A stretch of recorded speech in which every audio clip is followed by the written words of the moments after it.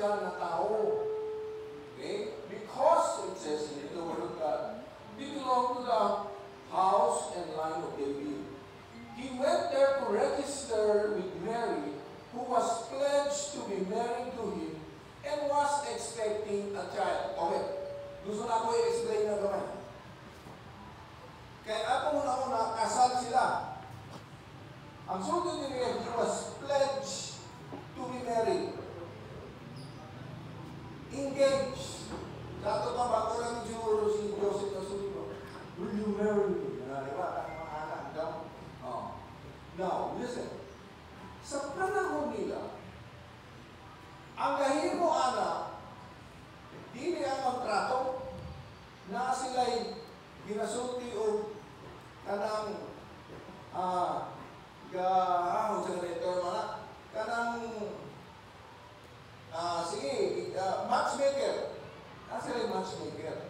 O ang mga ginikanan mag-storya. Zaman pre. Ato ka na, zaman. Suwag na! Ano daw? Mababayad na sila doon.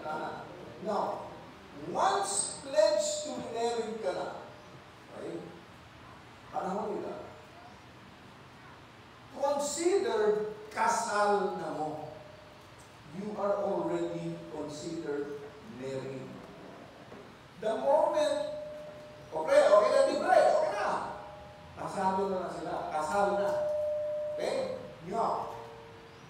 However, na ay 1 year, ang lalaki mag-prove na siya, sorry sa Bisaya, basta sa Tagalog, karapat-dapat na magiging asawa ni Mary.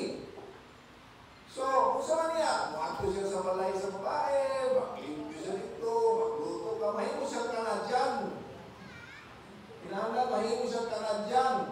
Kaya nga naman, magsulti si Mary, magluto ka na dyan, magkain ka na dyan, magsaing ka na dyan, mahimo siya ka na dyan. Mga ilang,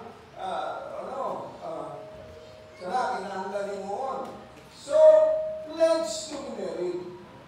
Now, kung actress pag yung daanan, sa Matthew,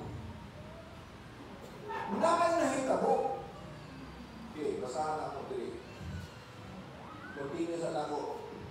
Kung ano natin yung istorya, para makapunta sa istorya, dahil lang puro Santa Claus, pag-Christmas. Okay?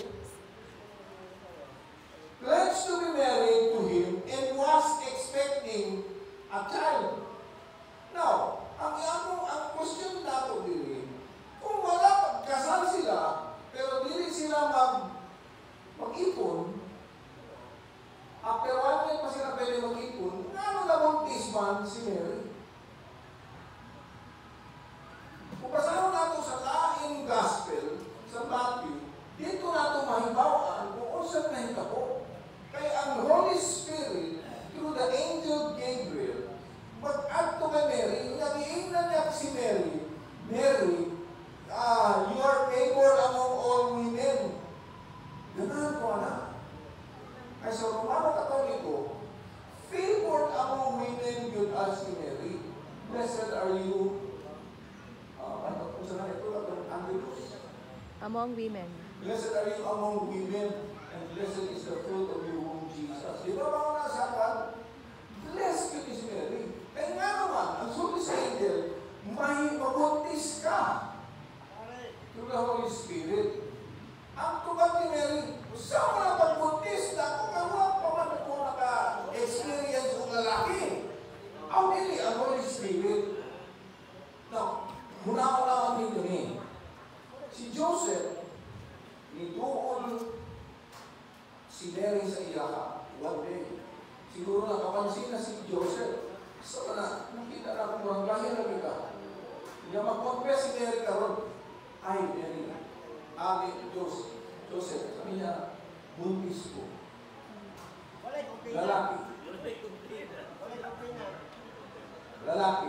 Kung anak ko sa inyo kung inyong anak, mutuol sa inyo pa, buntis ko sa inyong mo. Buntis na eh. Problema, dagang ka. Dagang ang mahal. Na! Ako lang ito, dagang ang mahal.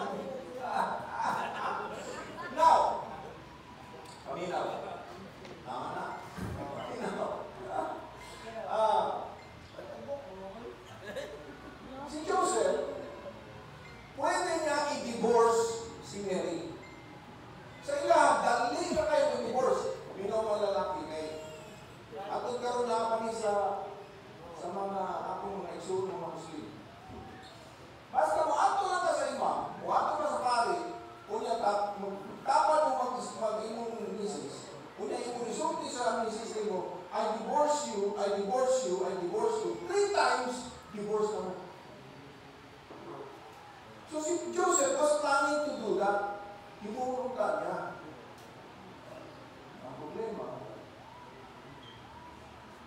ang Holy Spirit, through a dream, isulti kay Joseph, ayaw. Special as a meal. Okay? So, karon na ang notice siya. Okay? Now, let's go on. Now, klaro kayo ni. Verse 6. While they were there, she gave birth to her firstborn son, wrapped him in clothes, and placed him in a manger, because there was no room in the inn. Kinsa sa inyo nakagamit na aning term? Ha? Sus Maria Jose. Sus Maria Jose. Dati po, ako. Gamit ka mo anak? Dati, sir. Muna akong storya mo. Dati, sir. Kaya ka na, Holy Family na. Si Jesus, si Maria, o si Joseph. Maria. Kaya lang, nahimo na sa ato parang ano sarap, panikas. Bad birth. O, ano sarap? Pamalikas. O, na. Dili lang expression, kanang kung gusto yun. Icarus.